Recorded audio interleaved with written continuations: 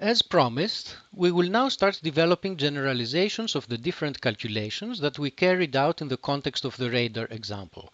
The first kind of calculation that we carried out goes under the name of the multiplication rule, and it goes as follows. Our starting point is the definition of conditional probabilities. The conditional probability of A given another event B is the probability that both events have occurred divided by the probability of the conditioning event. We now take the denominator term and send it to the other side of this equality to obtain this relation, which we can interpret as follows. The probability that two events occur is equal to the probability that a first event occurs, event B in this case, times the conditional probability that the second event, event A, occurs, given that event B has occurred. Now, out of the two events A and B, we are of course free to choose which one we call the first event and which one we call the second event, so the probability of the two events happening is also equal to an expression of this form, the probability that A occurs times the conditional probability that B occurs, given that A has occurred.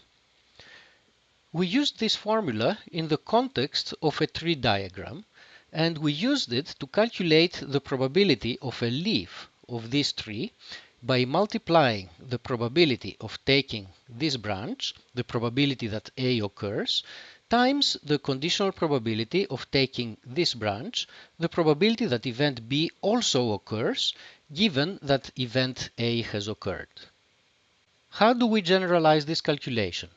Consider a situation in which the experiment has an additional third stage that has to do with another event C that may or may not occur. For example, if we have arrived here, A and B have both occurred, and then C also occurs, then we reach this particular leaf of the tree. Or there could be other scenarios. For example, it could be the case that A did not occur, then event B occurred, and finally event C did not occur, in which case we end up at this particular leaf. What is the probability of this scenario happening? Let us try to do a calculation similar to the one that we used for the case of two events. However, we need to deal here with three events. What should we do? Well, we look at the intersection of these three events and think of it as the intersection of a composite event, A complement intersection B, then intersected with the event C complement. Clearly, you can form the intersection of three events by first taking the intersection of two of them and then intersecting with the third. After we group things this way, we are dealing with the probability of two events happening, this composite event and this ordinary event, and the probability of two events happening is equal to the probability that the first event happens and then the probability that the second event happens, given that the first one has happened. Can we simplify this even further? Yes, the first term is the probability of two events happening, so it can be simplified further as the probability that A complement occurs times the conditional probability that B occurs, given that A complement has occurred. And then we carry over the last term exactly the way it is.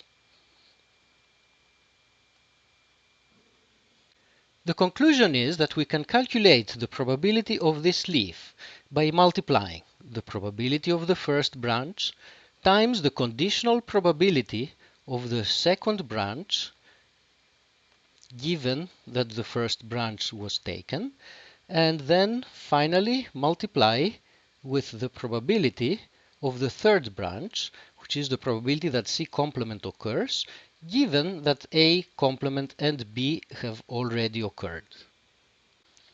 In other words, we can calculate the probability of a leaf by just multiplying the probabilities of the different branches involved and where we use conditional probabilities for the intermediate branches. At this point, you can use your imagination to see that such a formula should also be valid for the case of more than 3 events. The probability that a bunch of events all occur should be the probability of the first event times a number of factors, each corresponding to a branch in a tree of this kind.